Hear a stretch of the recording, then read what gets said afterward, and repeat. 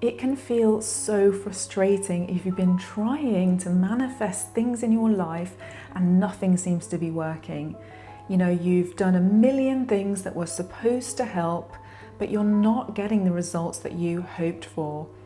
And this can almost feel painful, as if the universe has abandoned you or spirit has betrayed you. Doubt really starts to kick in. But what if, even despite these feelings of doubt and the setbacks, happiness and success are totally possible for you? In this video, I'm going to share 6 little love notes from the universe that I hope are going to restore your faith in manifesting, but more importantly in yourself as the powerful creator that you truly are.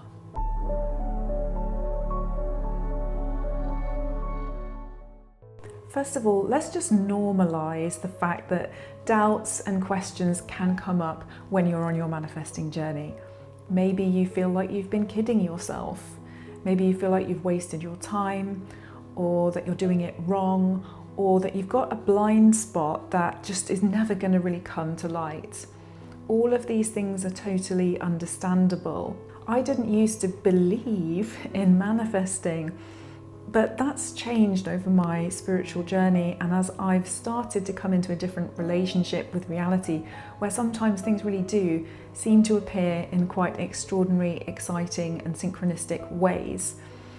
But even now, sometimes I do question, what's going on when things show up in the ways that they do.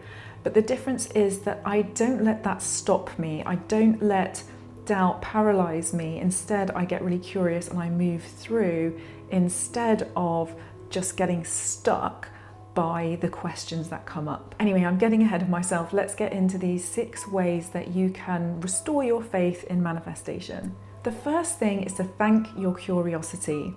I want to make a bit of a distinction here between different kinds of doubt that can come in, some of which are helpful and some of which are definitely not.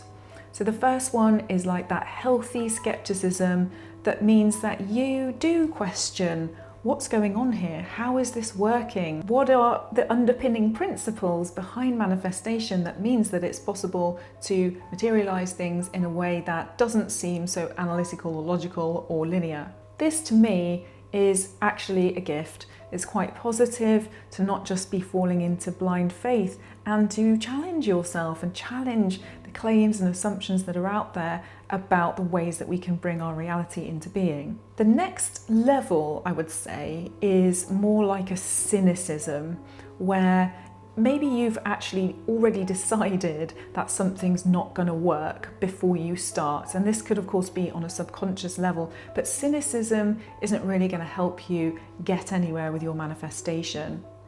And then the next layer, I'm going to call it toxic doubt. And this is more where you spiral into a process of thinking things like, well, this just is never going to work for me, I'm doing it wrong, manifesting is pointless, and things like that, which just are really going to sabotage you and stop you in your manifesting process. But curiosity, on the other hand, is actually a real gift. And I love these kind of curious questions that help you reframe doubt. So let's say you're just feeling like, what if this is never going to work for me? Flip it to say, what if the universe is conspiring in my favor? What if I never have to struggle again? What if my success is completely guaranteed? And you see how they shift the energy from questions that are dragging you down, that are lowering your vibration, into questions that actually open loads of cool things up and put you on pathways that you might not have gone down before. The second thing is to stop fearing doubt, but also don't let it take over the wheel. I was listening to Ken Honda recently. You might know that he's known as the Zen millionaire, amazing teacher about wealth and money and abundance. And for Ken Honda, trust in the universe, trust in a positive future is a really essential ingredient in attracting wealth into your life. And he goes so far as to say that even 95% trust in your positive future actually equals zero trust, because you have to really be all in, 100% absolute confidence and trust that the future is bright and that you can manifest wealth. Ken Honda is someone who I massively respect and admire, and he knows way more about money than I do, but at the same time, I feel like there is a space in manifesting where it is actually okay to have a little bit of doubt.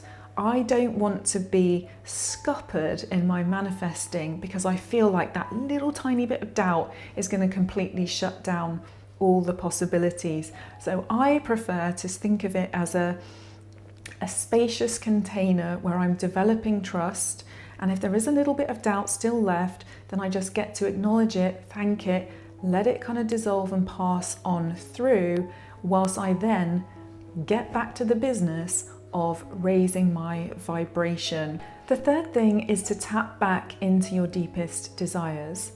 I feel like when your external reality isn't quite matching up to the internal, it's a cue to really tap back into your soul's purpose and your true alignment. So for me, when I think about material wealth, when I think about abundance and a successful business and all these things, and I ask myself, what's really underneath that? I almost always come back to freedom. You know, I seek to be free, and it's not just money freedom and time freedom. It's actually deeper than that. For me, it is the mental, emotional, and spiritual freedom that comes from releasing the limiting beliefs, releasing the inner critic, releasing the self-judgment and the blame and the shame and all of the things that can feel restrictive. I imagine what it would be like to be free of those things, and it is such a beautiful future. And that's what my heart really, really desires, not only for myself, but for other people as well. So when I really reconnect with that deepest desire, and then I ask myself, how can I have that now? I see that it is actually more available than I might have thought.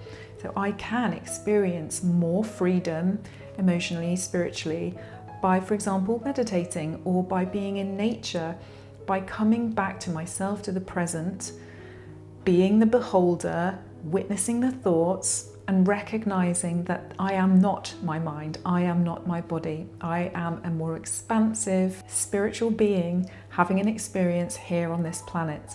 And it is so helpful for being able to bring back that trust that you actually are on the right path, regardless of what is going on in your external circumstances. Before I get into the next step, please do take a moment to give this video a thumbs up and subscribe to the channel if you are enjoying the content.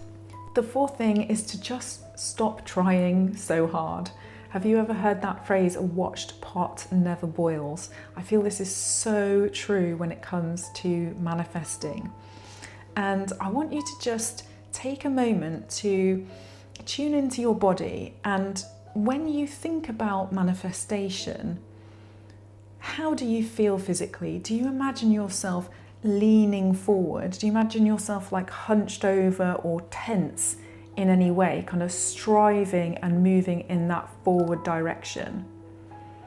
And now imagine yourself just literally sitting back into the most relaxed, chilled out version of yourself that you could possibly imagine. Maybe you're sitting back in a rocking chair, you're just luxuriating, and you're observing everything unfolding and becoming, once again, the wise beholder. Now, this is what I call the body language of manifestation. The embodied way in which we actually hold the manifesting energy.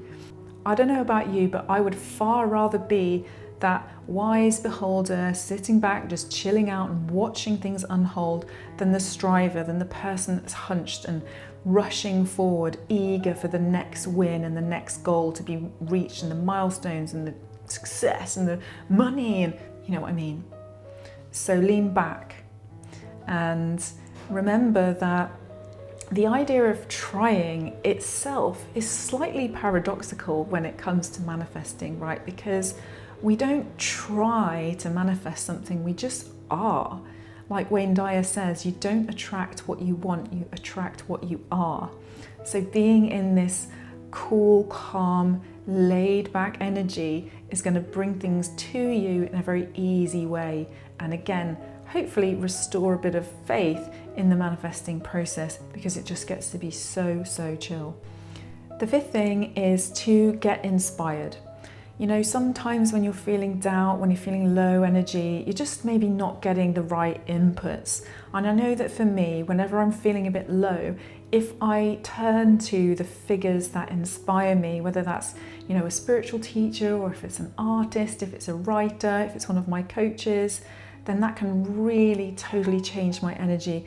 And even if I don't feel like I trust in myself, I can trust in them in that moment. I do trust in myself, and I know that you can trust in yourself too, by the way. But you know what I mean, sometimes you just need that external boost. So who are the people that really lift you up? Who are the people that make you feel that little bit more expansive when you've read them, when you've heard them, when you've done some activities suggested by them, and so on? I really recommend going for those things and surrounding yourself with the right people and the right energies when you're feeling a bit lost. I've invested loads of time and money on being around people who lift me up. You know, one of the coaches that's leading the full-time purpose program that I'm on now, Victor Odo, he's so inspiring, a very grounding, stabilizing force, but somebody who always makes you feel like things are possible, things are manageable, you can move forward. And I hope that I'm also leaning into that role. You know, one of the reasons why I want to show up here on YouTube is so that you can also come here and feel uplifted, feel restored, feel a bit revived, and that once you leave, you are feeling more confident in yourself as that powerful creator. The final thing is to take aligned action and track your successes. In manifesting, of course, we want things to come to us very easily. We want to be in the flow, we want to be aligned, we want things to be able to show up in ways that feel very free of friction. But clarity really does come through action. So what is one thing that you can do today to move forward in whatever it is that you are manifesting in your life? Not trying to manifest, what you are manifesting. Are you following through with things that are actually going to, in the earth plane, move the needle forward? Whether that is journaling, whether it's taking one small step towards your business, whether it is doing that meditation, whether it is finding that inspirational figure to lift you up. What is one thing that you can do today?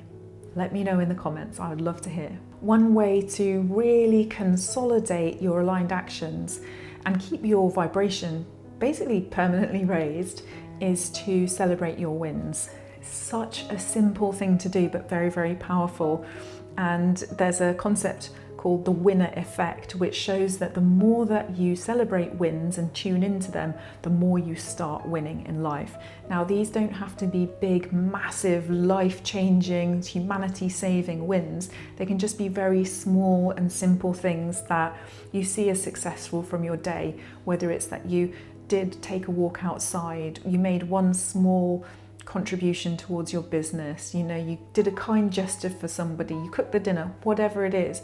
Keep on every day tracking them, and the more and more you do that, the more and more confident you feel in yourself as a being and in yourself as the powerful creator of your reality. So I hope that helped you, and I would love to hear your experiences. Does that alleviate any doubts?